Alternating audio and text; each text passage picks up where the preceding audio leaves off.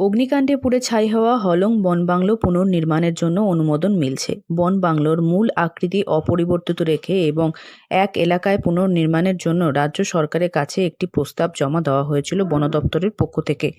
এই প্রস্তাব অনুমোদন পাওয়ার পর খুশির হাওয়া জলদাপাড়া জাতীয় উদ্যানে। 18 জুন 2024 এই তারিখ ছিল জলদাপাড়া জাতীয় উদ্যানের বুকে একটি কালো দিন।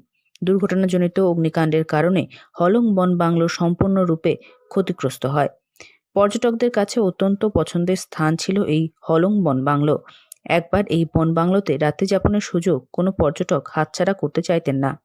1967 সালে হলং বনবাংলো তৈরি হয়।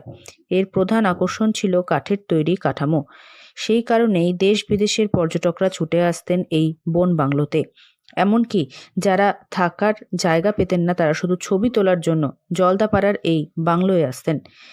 সেই বিষয়টিও নতুন করে তৈরির সময় মাথায় রাখছে বন দপ্তর।